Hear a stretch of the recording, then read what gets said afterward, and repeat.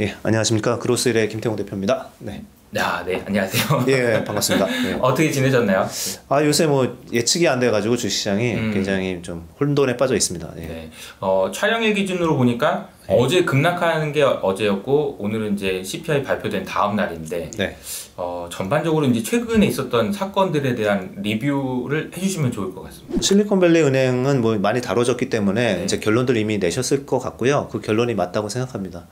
그래서 이거는 뭐 미국의 정부도 마찬가지고 또는 이제 글로벌 IB들이 평가하기도 마찬가지고 다 대형 은행이나 시스템 붕괴로 전이되지는 않을 거다 이렇게 이제 얘기를 하고 있고요. 그리고 이제 딱 한 가지만 포인트를 잡으면은 우리 이효석님께서도 잘 말씀해주신 것처럼 갖고 있는 자산들이 부실 자산들이 아니고 채권들, 정부 관련 채권들 이런 쪽으로 이루어져 있기 때문에 만기 보유에 문제가 발생했었던 거고 돈이 과도하게 나갔던 이런 부분들 뱅크런의 문제였기 때문에 뱅크런만 막아주면은 대부분의 은행들은 또 안전하게 계속 영업을 할 수 있는 부분입니다. 그런데 뭐 당연히 정부가 그래서 3일 만에 빨리 결정을 하고 부도를 낸 거는 이 회사가 부도 날 수밖에 없다 이렇게 생각한 것도 있겠지만은 사실은 뱅크런을 막으려고 막아버린 거예요. 돈을 못 찾게 해버린 거예요. 안 찾아도 되는데 왜 찾냐. 막고 다른 은행이 그럼 바로 다음날 인수하겠다고 막 오잖아요. 그리고 이제 뭐 블랙락이라든지 뭐 이러한 PE사들이 이 회사 자산 인수하겠다 그러고 다 들어오고 오히려 비딩이 붙어버리고 HSBC 은행이 뭐 인수한다는 얘기도 있고 이와 같이로 빠르게 움직인다는 거는 옛날에 우리가 생각했던 서브프라임 사태 때와 같은 그러한 부실 자산, 모기지의 그 파생 상품들 규모를 알 수 없는 그런 부분에 또한 거기에 대한 렌트를 낼 수 있는 이런 어떻게 보면은 민간 가게들이 굉장히 부실해졌던 부분들 이런 부분들의 문제와 근본적으로 다르기 때문에 이거는 이제 정부가 안정한 시스템이라고만 보강을 해준다 그러면은 문제가 전혀 없기 때문에 이제 지금같이 흘러간 것 같고요. 그렇게 정리를 하고 마침 어제 JP모건 리포트도 나왔고 뭐 골드만도 나왔고 그랬는데 다 하나 같은 얘기였어요. 이거는 전이되기는 어렵고 대형 은행들은 지금 유동성이 굉장히 많다 이렇게 정리를 하고 있습니다.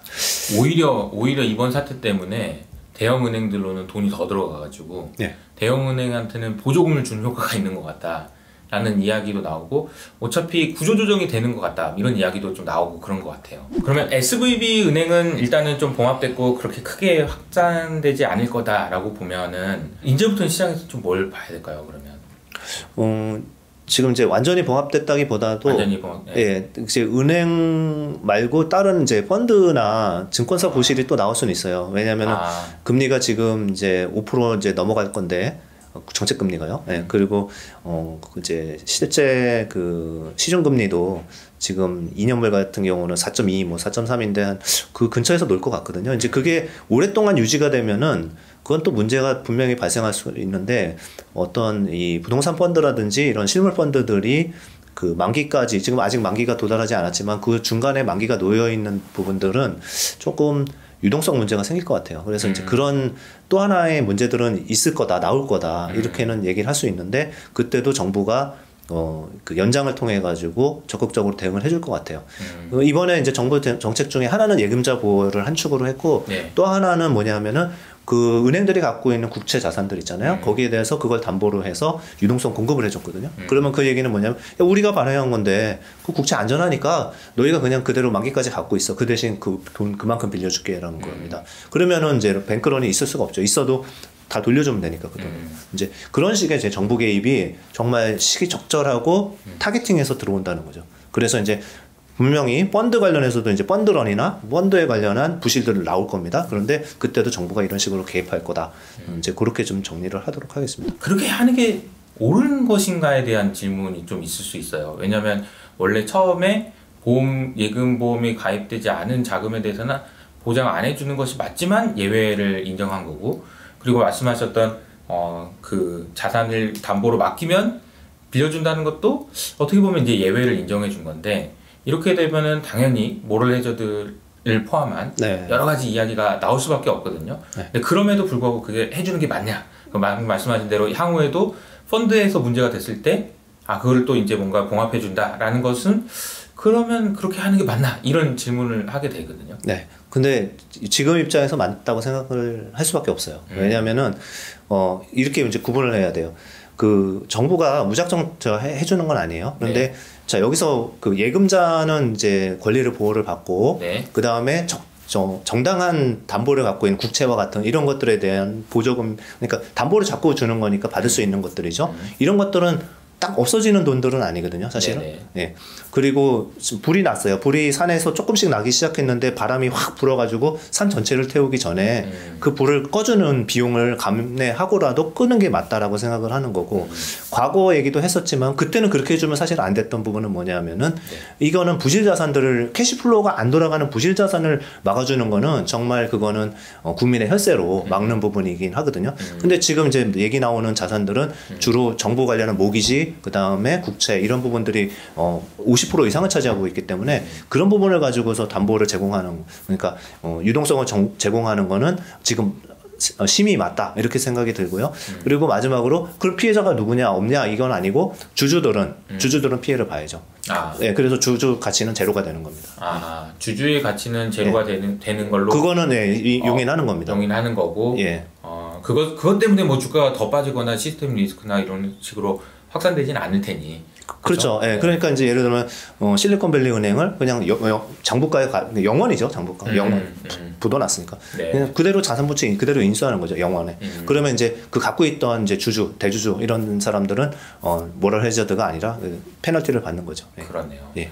그런 식으로 해결할 수밖에 없고 네. 하는 것이 맞다라고 생각을 하시는 거고. 네. 그럼 일단은 어쨌든 향후에도 약간의 진통은 있을 수 있겠지만 좀 진정된다라는 쪽으로 무게를 두시는 것 같아요. 네, 맞습니다. 그렇죠? 예. 그리고 이제 아까 질문하신 그 다음에 그럼 뭘 봐야 될지에 네. 대해서 이제 또 말씀을 드리면은 볼 거는 많은데 약간 한 두세 달 시간을 버는 거가 아닌가. 두세 달. 예, 네. 조금 악재들에서 불확실성이 제일 큰 악재인데 그거는 조금 많이 낮춰졌다.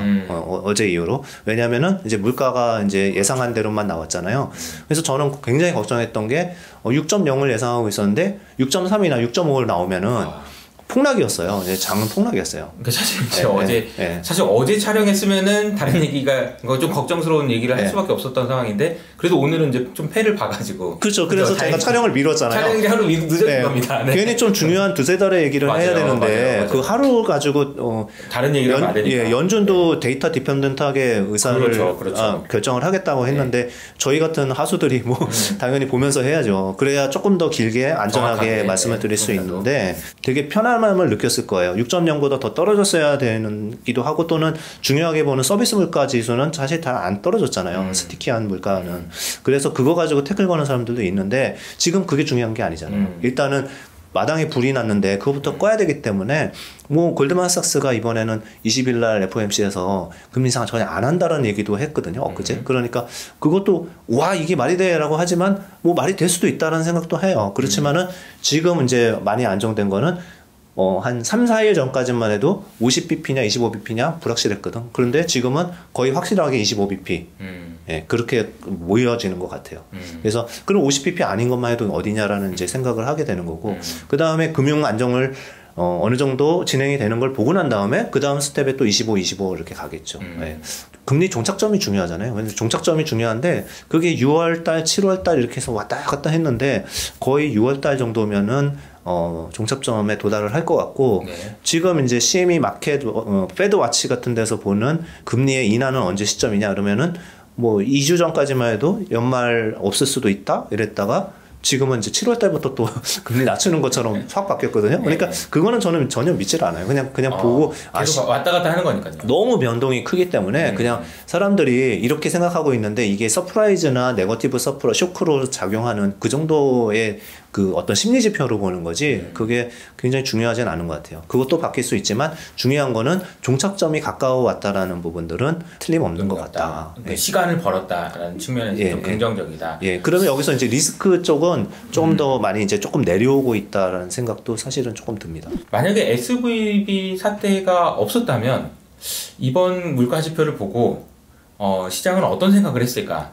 다시 말하면 물가를 잡기 위해서는 금리를 좀 더 높여야 되는 건데 SVB 때문에 급한 불을 꺼야 되니까 금리를 더 이상 못 올리는 거라면 인플레는 어떻게 되는 건가? 이게 이제 고민이 될 수 있거든요. 그렇죠. 네. 그래서 이제 이번에 뭐 SBB가 없었으면은 25에서 50 사이에서 네. 반반 정도 확률로 그렇게 갔었을 것 같아요. 네. 근데 지금은 인플레이션 잡는 것도 중요한데 잠깐은 그 금융 시스템 안정이 더 훨씬 중요해졌어요. 네. 이거는 진압하면 진압할 수 있는 부분이고 초기에 강력하게 대응해서 진압하지 않으면 그 진짜 큰 돈을 들여서 큰 비용을 치러야 되는 부분이기 때문에 이제 일단은 잘한 거죠. 그래서 물가가 사실 6.1 뭐 이렇게 나왔어도 그렇게 큰 쇼크는 안 먹었었을 거는 같아요. 네. 왜냐면 연준의 의사는 그러지 않았을 것 같고. 그래서 이제 그렇게 되고. 근데 그럼 왜 어제 한국이랑 이머징 맞아요. 마켓에 특히 뭐 일본 은행들 작살나고 이런 거 왜 그러냐. 이런 거 봤을 때 이제 빌미는 그거였던 것 같아요. 전 두 가지를 봤는데 하나는 일본 은행이 우리나라 은행은 미국 국채를 많이 갖고 있지 않지만 일본 은행은 상당히 많이 갖고 있기 때문에 그거에 대해서 블룸버그 기사들이 나오면서 약간의 강한 환매가 나왔던 것 같고요. 첫 번째. 두 번째로는 JP모건이나 이런 쪽에서 리포트가 보니까 일부는 이런 얘기를 하더라고요.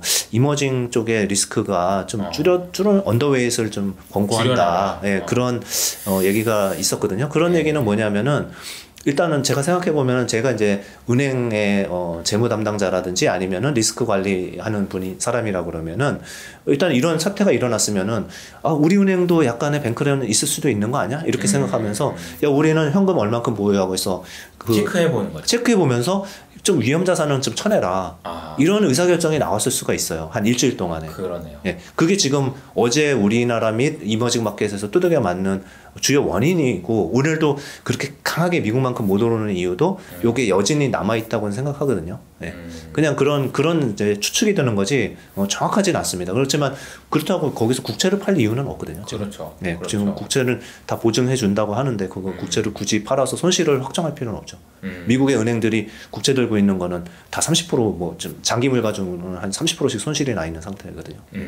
그러면 일단 여진이 좀 계속될 수는 있지만 뭐 좀 진정될 수 있다라는 생각이 좀 드는 것 같고요. 그러니까 국내 시장에서 좀 얘기를 좀 돌려보면 올해 시장의 성격을 정의한다면 어떤 것 같으세요? 약간 뭐 쏠림이라고 정의할 수도 있을 것 같고 좀 뭐 여러 가지 좀 정의할 수 있는 방법이 있을 것 같긴 한데 네. 네, 올해 시장은 사실 이제 과거에 뭐 2년 정도의 하락 사이클이 있었다. 이제 뭐 미국은 이제 뭐 1년 반. 근데 이제 그렇게 되면은 반등할 때도 좀 세게 반등을 하거든요. 그런데 올해는 그게 좀 어려울 것 같아요. 그러니까 세게 반등하는 네, 저는 반등은 계속 똑같이 이제 한 6개월 이상 똑같은 말씀을 드리는 부분은 제가 막 왔다 갔다 하는 건 아니라는 말씀을 드리고 싶은 건데 2분기에 반등한다고 저는 계속 이제 생각을 하고 있어요. 그래서 2분기에요? 예, 2분기 중에 어떻게 보면 박스권 상단을 깰 수도 있다라고 이제 생각을 하는데 우리나라 시장이요? 예, 우리나라 시장 또는 뭐 미국 시장도 조금 뒤늦게라도 좀 추세 전환은 할 수 있다라고 생각을 하고 있는데요. 거기에 어떤 필요 충분 조건이 뭐냐면은 이제 OECD 경기 선행 지수가 돌아야 돼요. 네. 아직 안 돌았는데 유럽의 영국, 독일, 프랑스는 돌았어요. 네. 그래서 이제 거기는 돌고 이제 중국을 비롯해서 이제 미국이 돌면은 이제 완연하게 돌 건데 그게 2분기 정도에 돌 것 같고요. 첫 번째. 그리고 이제 그게 워낙 그 상관관계가 높아요. 그래서 미국 지수랑 0.85의 상관관계니까 거의 주가랑 똑같이 움직인다고 보면 될 것 같은데 변곡점도 똑같고요. 그래서 그게 이제 2분기 중에 이제 나올 것 같고요. 그러면 경기 펀더멘탈이라는 부분에서 어느 정도 하나의 강한 주춧돌이 생기는 거고 기업 이익들은 하향 조정되는 거. 이익 하향 조정이 거의 1분기 말이면 끝나요. 그래서 2분기부터는 그러면 이제 개월수로도 9개월 정도 이제 하향 조정된 것도 끝나고. 그래서 기업 이익도 더 트집 잡을 것도 별로 없을 것 같고 이제 경기는 돌아서고 있고 그러면 이제 나머지는 이제 물가 때문에 물가가 안 잡히는 부분들이거든요. 경기가 좋아지는데도 불구하고 과거 같았으면 빠졌다가 V자 반등을 해줘야 되는데 물가가 발목을 계속 잡고 있기 때문에 경기가 좋으면 물가는 당연히 안 떨어지죠. 그런 부분 때문에 그렇게 V자 반등보다는 그걸 확인하면서 U자형 반등이 이렇게 일어날 것 같은 거죠. 네.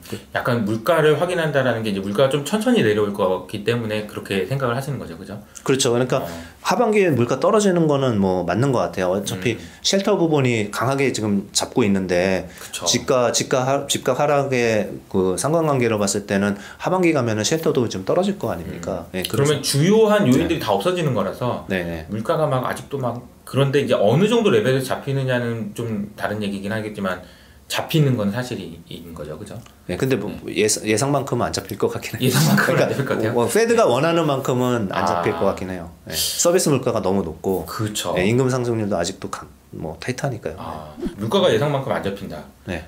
그러면 금리도 안 내려온다. 금리도 천천히 떨어지고 네. 이러니까 저희가 이제 바라면은 대세 상승, 대세 하락 이렇게 보고 대세 하락이었으니까 대세 상승이다 이렇게 보통 같으면 얘기할 텐데. 그렇죠. 이게 물가 금리가 천천히 떨어지니까 네. 이게 U자형으로 천천히 올라가는 이런 이제 조금 아쉬운 그럼 상승. 약간 뭐 박스권인데 박스권이 조금씩 올라가는 정도 이런 정도 느낌으로 생각을 하면 된다는 얘기네요. 네네 그렇죠. 그 대신 이제 그러니까 금리가 떨어진다는 것 자체가 유동성이 이제 더 풀리고 있다는 얘기잖아요. 그렇죠. 네, 그래서 투자에 대한 센티먼트는 지금 이번에 은행 사태들만 좀 지나고 나면은 또 괜찮을 것 같아요. 그래서 지금 우리가 주도주들을 자꾸 잘 보는 게 많이 올랐는데도 또 이제 사태 잠잠해지자마자 또 걔네들이 또 다시 질주를 하잖아요. 네. 그러니까 투자 센티먼트는 나쁘지 않은 거거든요. 네. 올해 주도주는 2차전지라고 봐야 되겠죠? 그렇죠. 예. 네. 계속 그냥 몇 년간 주도주일 것 같긴 합니다. 네. 2차전지는 좀 어떻게 보세요? 좀 주가가 너무 과도하다라는 평가도 좀 있고 주변에도 못 샀는데 배 아프다라는 이야기도 많고요. 팔았다가 배 아픈 경우도 뭐 저도 있는데. 그래서 이제 저는 권해드리는 거는 2차전지는 한 3종목 정도 갖고 가면은 소외되지 않고 그러니까 세계에서 하나 팔았으면 2차전지의 양극재 위주로만 저는 계속 말씀드렸거든요. 네. 그리고 이제 2차전지가 작년 4분기에 테슬라 판매량 부진하거나 테슬라 주가 빠질 때 공매도도 엄청 많았고 또 비판적인 얘기도 많았잖아요. 근데 저희는 그냥 흔들림 없이 이거는 워낙 장기 사이클이기 때문에 계속 약간 진짜 이거 뭐 분석하는 사람 마저 말할 정도로 크게 이렇게만 말씀드렸어요. 차 10대 팔리는데 지금 한국은 10대 중에 한 대 전기차 팔리고 중국은 2.5대 팔리고 미국도 한 대밖에 안 팔리는데 10대 팔릴 때 3-4대 팔리면은 그때 주식 팔아라. 아직 멀었습니다. 수주가 이렇게 막 쏟아지고 있고 그리고 저희가 아는 게 이 수주와 공장 증설을 통한 이 매출이 올라가는 거는 경기랑 상관없이 올라가거든요, 지금. 네, 그러니까 우리가 맨날 금리 가지고 물가 가지고 이렇게 고민할 필요가 없는 섹터예요, 사실은. 그렇잖아요. 그러니까 성장이라는 놓고 보면. 그렇죠. 성장. 왜냐면은 연간 70%씩, 연평균 4년간 70%씩 저 캐파가 올라가요. 네, 그러면은 그만한 사이클은 역사상 없었거든요. 네. 그래서 물론 이제 좀 많이 올라갔으면은 좀 다음 분기 쉬겠죠. 뭐 에코 프로 뭐 이런 쪽들은 너무 이제 빨리 가니까 뭐 한 분기 정도 쉬었다 갈 수는 있다고 생각을 합니다. 그런데 그게 뭐 심한 버블이거나 또는 매출과 이익이 담보되지 않은 테마라든지 이런 건 전혀 아니기 때문에 그냥 뭐 그렇게 생각하고 있습니다. 그러니까 쉬더라도 주가가 그 전적점을 깨지 않으면 계속 올라가는 거니까 뭐 그렇게 생각을 하면 되긴 하겠죠, 그죠? 그렇죠. 예. 그리고 전고점은 또 100일 거고 LNF는 또 되게 싸졌어요. 20배도 안 되고 그런 식이니까. 네. 그러니까 괴리가 좀 벌어져 있는 상황인 거죠. 그러면 세 종목이라고 얘기하시는데 전부 다 양극재만 좋아하시는 건가요? 아니면 다른 2차전지 내에서도 이제 다른 부분이 있잖아요. 예. 그러니까 2차전지를 보면은 이제 셀 메이커 LG 엔솔이랑 그다음 SDI 뭐 이런 것들이 셀 메이커인데 셀 메이커는 옛날부터 별로 안 좋게 본 이유가 경쟁사들이 계속 들어오고 테슬라도 직접 배터리를 패키징해서 만들고 이런 부분들이 있잖아요. 뭐 노스볼트 생기고 중국에 뭐 CALB라는 회사도 생기고 그래서 뭐 CATL 밑에 있는 회사지만 뭐 이런 식으로 이제 경쟁자가 늘어나는데 그래도 뭐 산업의 성장이 워낙 세니까 뭐 그 LG 엔솔도 나쁘지 않다고 생각합니다. 그런데 그보다 훨씬 더 가벼 위치로 강화가 되는 거는 양극재일 수밖에 없는 게 이제 화학 소재를 다루고 있기 때문에 진입 장벽이 높아서 새로 들어온 애가 없어요. 계속 기존의 애들이 증설만 하는 거지 고객사는 많아졌잖아요. 셀메이커들은 고객사 많아졌는데 양극재 하는 애는 계속 기존 업체만 합니다. 그러니까 물론 LG 화학도 하고 하는데 그러다 보니까 이제 특이한 건 뭐냐면은 메탈 가격 막 오르고 내려가고 하잖아요. 원재료 가격. 그대로 다 정가예요. 그냥 거기다 마진 몇 프로 붙여가지고 그냥 밀어냅니다. 그러면은 셀메이커랑 그 완성차 업체들이 무조건 다 받아줍니다. 그게 딱 유일한 양극재예요. 음극재도 그런 성격이 있고 음극재도 좋게 봅니다. 실리콘 음극재나 뭐 이런 쪽들의 활용처가 많기 때문에 그것까지는 좋게 보지만 전해질, 분리막 이런 쪽들은 그 어떤 경쟁력은 별로 없어요. 거기는 마진이 지켜지지가 않습니다. 그래서 양극재 위주로 다시 또 말씀을 동박은 동박 좋죠. 동박은 좋네요. 동박, 알루미늄박 마찬가지입니다. 여기도 기존에 만드는 업체에서 신규 진입자가 없어요. 네, 그리고 더 이제 재미있는 거는 그 독일의 업체가 그 압연해가지고 얇게 알루미늄박이나 이런 거를 이렇게 프레스기로 찍어서 얇게 만들어야 되잖아요. 네네네. 그래야 그 안에 전자들이 또 이동을 하는데 그 얇은 막을 만드는 그 기계가 없어요. 그래서 이제 독일 업체가 독점을 하고 있는데 그 기계를 3년 전, 4년 전에 뭐 이렇게 해서 오더를 다 넣어놨는데도 그 부분이 항상 이제 부족하다 하더라고요. 그런 걸 보면은 알루미늄박, 동박 다 같이 수혜를 받는다고 봅니다. 약간 무슨 그 동박계의 ASML 같은 느낌이네요. 네. 장비가 만들기가 되게 어려워요. 근데 생각보다 그거 되게 얇게 만들어야 된다고 하더라고요. 그렇죠. 지금 우리가 이제 알루미늄 부엌에서 쓰는 쿠킹 오일 같은 거보다 훨씬 얇게 이제 만들어요. 쿠킹 오일보다도 또 되게 얇은데 그거보다 훨씬 더 얇게. 예, 그런 그 기술이 있으려면은 그 독일의 그 장비를 써야 됩니다. 그 얘기를 들어보면 2차 전지 산업이 성장한다라는 데는 이견이 없는데 그 산업 내에서도 헤게모니를 누가 가지고 있느냐를 집중적으로 봐야 될 것 같다라는 생각이 드네요. 그래서 그 부분이 좀 주가로 바로 연결이 돼 있는 것 같기도 하고요. 네. 맞습니다. 그래서 그 공부를 해보시면은 어차피 뭐 양극재 업체도 3개 정도 있고 뭐 기타 이제 소재 업체도 있고 뭐 응급제 업체도 있는데 뭐 한쪽이 너무 많이 올라서 팔았으면은 이거는 이 섹터는 안 봐라기보다는 조금 약간 덜 올랐는데 똑같은 캐파를 갖고 있거나 그런 그 같은 걸 하고 있는데 덜 올라온 거를 또 샀다가 이렇게 계속 왔다 갔다 해야 돼요. 그 종목 한 5개 정도 있잖아요. 거기서 네네네. 그렇게 하면서 어느 종목이거는 꼭 들고 가시는 거를 권해드리긴 하죠. 네. 2차 전지 말고 다른 섹터는 좀 뭘 얘기를 할 수 있을까요? 지금 이제 관심 없는 거를 말씀드리는 게 나을 것 같아요. 그러니까 예를 들면 뭐 2차 전지고 뭐 작년 4분기도 저는 똑같은 얘기를 했지만 뭐 다 오르고 난 다음에 그 얘기 누가 못하냐 이러는데 저는 뭐 거의 2년 내내 똑같은 얘기를 했기 때문에 뭐 그렇고요. 그런데 이제 그러면은 이런 거에 불만이 있으실 수 있으니까 이제 안 오르거나 소외된 거를 좀 그러니까 이제 안 오른 거 이렇게 다 오른 얘기를 하면은 안 오른 거 없어요. 안 오른 거 얘기 질문이 항상 나오니까. 근데 시간이 좀 걸릴 수는 있지만은 우리가 이제 중국 리오프닝 하면서 수혜주들이 미리 올랐다가 지금 못 오르고 있긴 하거든요. 그런데 실질적으로 저는 이제 물론 이제 SM 때문에 엔터주들은 약간 어떤 치우침 쏠림이 있었긴 한데 그런 걸 빼고 봐도 엔터주랑 미디어 관련주들 이런 부분들은 다시 이제 길목지키게 해야 될 것 같아요. 그러니까 왜냐면은 게임주 살 것도 별로 없고 네이버 카카오도 워낙 무겁고 이런 상황이고 저는 이제 네이버 카카오는 언제 인터넷이라고 할게요. 인터넷은 언제 좋냐면은 이제 금리가 뭐 미국이 정책금리 6월 달에 종료다 이러면은 한 4월부터는 금리가 슬금슬금 빠지거든요. 국채 기준으로도.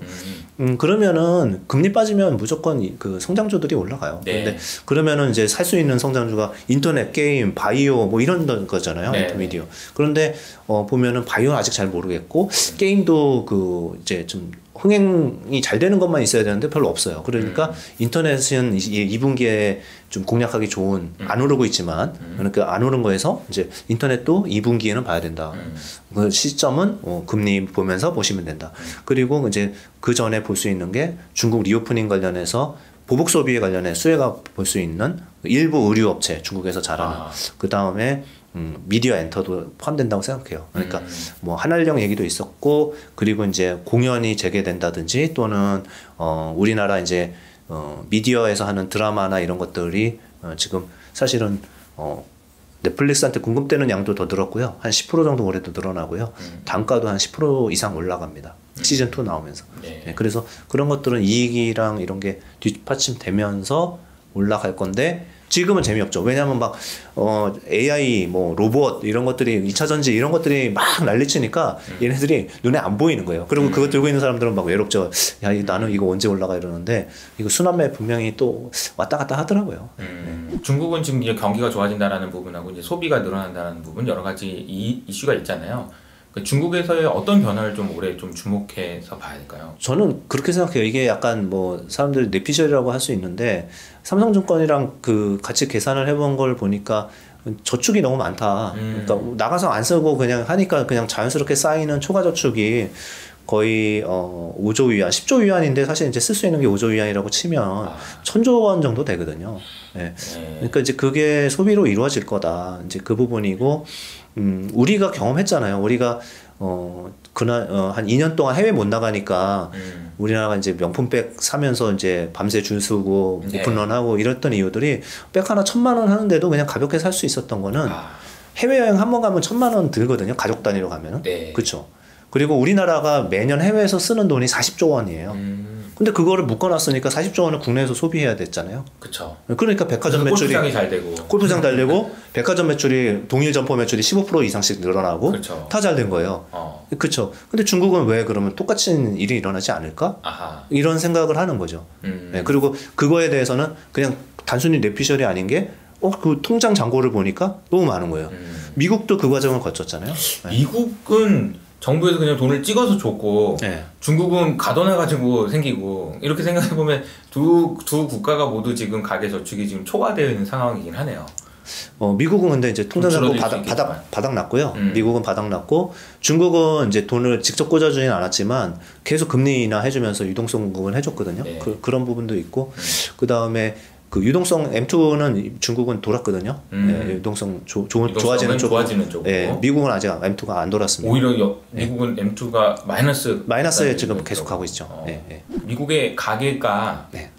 괜찮다, 네. 튼튼하다. 네. 이 얘기도 좀 해주시면 좋을 것 같아요. 네.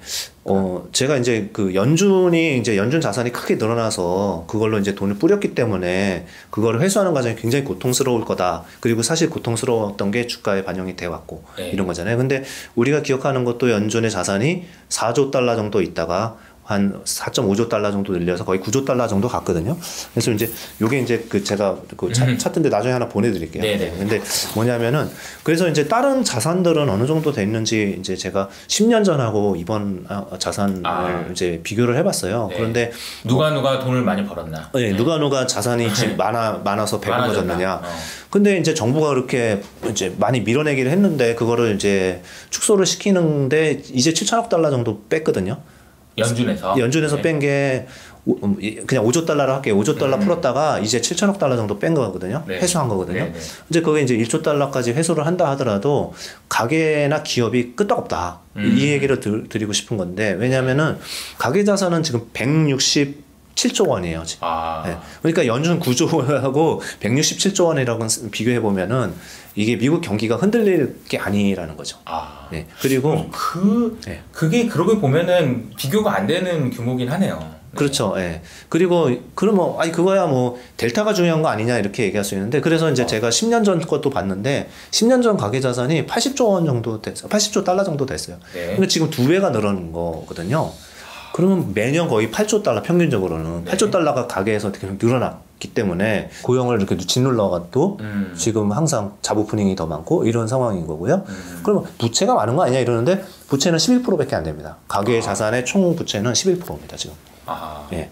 아니 그러니까 미국 사람들은 뭘 해가지고 이렇게 돈을 많이 번 거죠? 그러니까 전체 가계의 부가 2배가 늘었다는 얘기니까 평균적으로 그렇죠. 네. 훨씬 더 많이 는 사람들도 많을 텐데 어떻게 해서 이렇게 많이 번 거예요?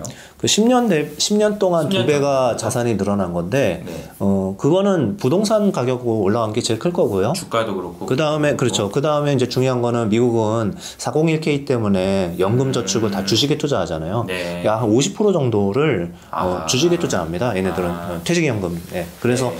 주가가 미국의 S&P가 세계 어느 지수보다 제일 많이 올랐잖아요. 10년 동안. 그래서 이제 그런 효과들이 다 있는데 거기다가 정부가 또 돈도 풀어줬으니까 그러네요. 그런 부분이 있고요. 참고로 기업은 57조 달러예요. 네. 기업이 갖고 있는 자산은 57조 달러고 기업도 그렇고 가계도 그렇고 부채 비율이 많이 떨어졌어요. 10년 전이면 그렇게 나쁜 때 아니거든요. 2013년이니까 그때 가계 부채가 총부채 기준으로 16% 정도 됐었는데 지금은 11%까지 떨어졌습니다. 네. 그래서 결론은 그러니까 이렇게 튼튼한 이제 세계 주체가 있잖아요. GDP를 구성하는 거는 그렇죠. 가계 기업 정부잖아요. 네, 근데 정부 9조 달러 가지고 딸랑딸랑 하는데 그래봐야 165조에 75조짜리가 있으니까 네. 57조짜리가 있으니까 이게 그렇게 경기 침체로 오진 않을 것 같다. 네, 그런 이제 큰 그림입니다. 좀 나이브할 수 있어요. 나이브하지만. 네. 아니 근데 되게 굉장히 지금 직관적인 데이터. 네. 직관적으로. 저도 이게 궁금해서 제가 연준 사이트 들어가서 다 뒤진 거거든요. 네. 아니 그 8조 달러가 줄어들고 이런 게 결국은 어쨌든 연준에서 어떻게 하느냐에 따라서 레버리지가 커져가지고 세상에 영향을 주긴 하겠지만 그렇죠. 그래도 사이즈 차이가 너무 크다 라는 네. 이야기인 거고 네. 그래서 경기 침체가 없을 것 같다 라고 하면 또 이제 또 다시 또 돌아가야 되는데 네. 경기 침체 없으면은 노랜딩 그러면 금리 올려가지고 인플레는 언제기 잡고 뭐 이런 게 되긴 하지만 말씀하신 내용을 보면 크래시는 없을 것 같다라는 거는 확실히 근거가 될 수 있을 것 같긴 해요. 그죠? 네, 왜냐면은 대부분의 금융 상품이나 자산들을 구성하는 것들은 그 가계 주체들의 캐시플로우거든요. 맞아요. 그 사람들이 월세를 못 내면 문제가 되기 시작을 하는 거고 그쵸. 이자를 못 갚으면은 문제가 되기 시작하는 거고 이런데 임금이 작년에도 7% 올라갔고 자기가 일자리 찾는 것보다 일자리 구할 수 있는 게 2배가 많은데 네. 이런 상황에서는 침체가 오는 게 굉장히 오히려 더 어려운 시나리오긴 해요. 그런데 침체는 내년에는 혹시 올 수도 있다는 생각은 해요. 항상 열어놓고 생각해요. 항상 겸손하게 자꾸 틀리니까. 그런데 이제 그 부분은 뭐냐면 정부가 물가가 안 잡혀가지고 금리를 오랫동안 이렇게 높게 유지를 1년간 했다 예를 들어. 그 평균적으로 그 정책 금리가 6개월 이상 이렇게 고금리를 유지한 적은 없었어요. 맨 위에서 6개월에서 제일 길었을 때 1년 정도 유지하다가 떨어뜨렸거든요.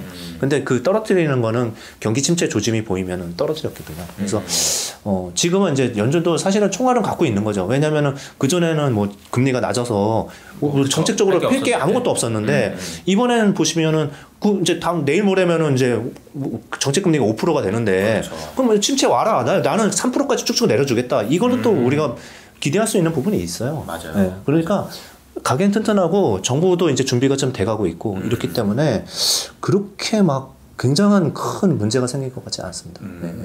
사실 진짜 딱 그게 경기 침체가 미뤄졌다라는 게 어떻게 보면 연준이 쓸 수 있는 카드라는 측면에서 보면 그쵸. 여유도 생기고 되게 좋았는데 네. SVB가 터지지만 않았으면 정말 했을 것 같은데 한번 덜컹거리긴 했지만 좀 진정되는 것 같고. 근데 저는 이런 생각도 네. 해요. 약간 역설적으로 네. 이렇게 큰 은행 이렇게 하기 전에 이렇게 짜잘한 것들이 한번 경고음을 내줘야지. 네, 이런 부분 때문에 그 연준 의사들도 깜짝 놀랐을 거 아니에요.